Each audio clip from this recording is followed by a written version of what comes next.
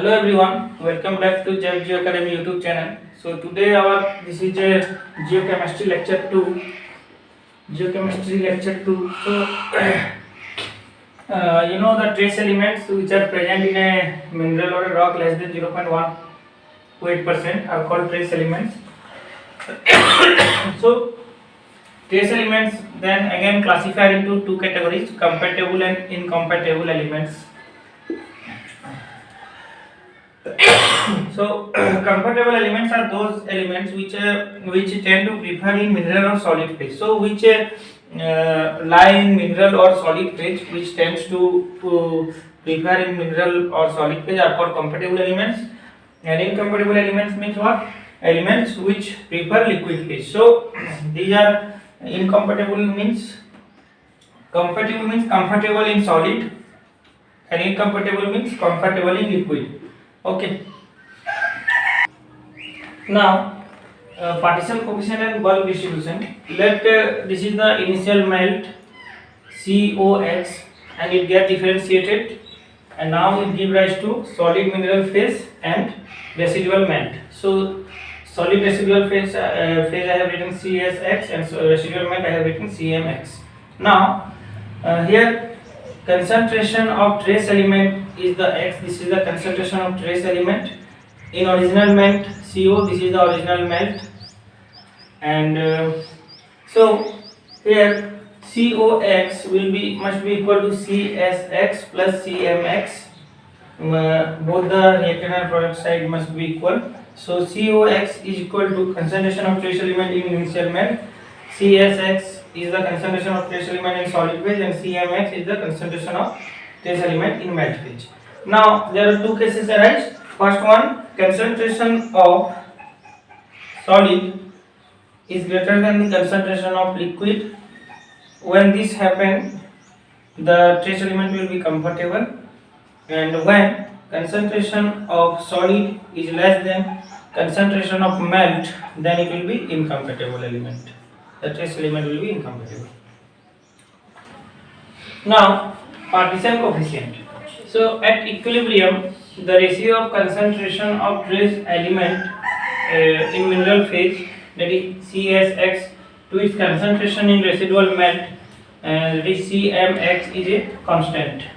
This coefficient Kd is equal to, this is the formula, CSX concentration of solid divided by concentration of liquid. Now, if Kd is equal to 1, then trace element is equally distributed between the mineral phase and residual melt. So if Kd is 1, then what will happen?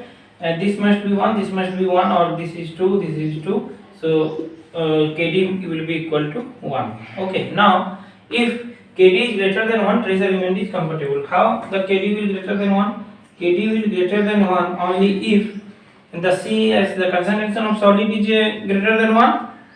Then if the solid is greater than the liquid, then the trace element is compatible, and if Kd is less than 1, then the numerator will be equal less than 1, then the Cm is greater, and that means melt will be greater, then Kd is less than 1, trace element is incompatible. Now CXX, the concentration of solid, measure in ppm, parts per million, or weight percentage, or and CMX is also measuring parts per million or weight percentage. Coefficient, bulk distribution coefficient, capital D. A rock is an aggregate of minerals, so the bulk distribution coefficient for a rock for a specific element can be calculated from partition coefficient of constituent mineral weight according to their proportion. It is defined as capital D is equal to x1 d1 plus x2 d2 plus x3 d3 plus x dot dot dot x and dn. Now d1 d2 d3 are the partition coefficient, x1 x2 x3 are the model proportion of mineral, and capital D is the bulk distribution coefficient. Now for example,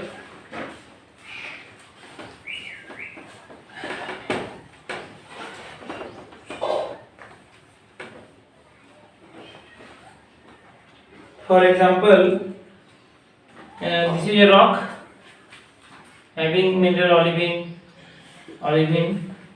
pyroxene and feldspar, and olivine is 38%, and this is also 38%, and this is 48%.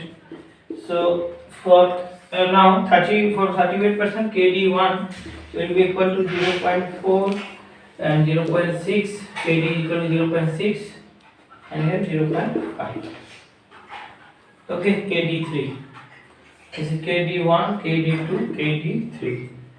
So bulk distribution coefficient, what will happen? How much? D equal to 30 by 100 into KD1 plus 30 by 100 into KD2 plus 40 by 100 into KD3. So now 0.3 into 0.4 plus 0.3 into 0.6 plus 0.4 into 0.5. Look, 0. Here from here.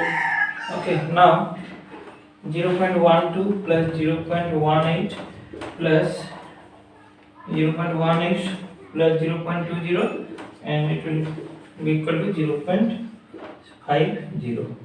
So the value of bulk distribution coefficient D is equal to 0.50. So this is the end of the lecture. In the next class we are going to start isotope geochemistry, isotope ligating methods, isotope geochemistry in my next lecture. So stay tuned with the channel. If you have not subscribed our channel, subscribe it. So thank you for your patience.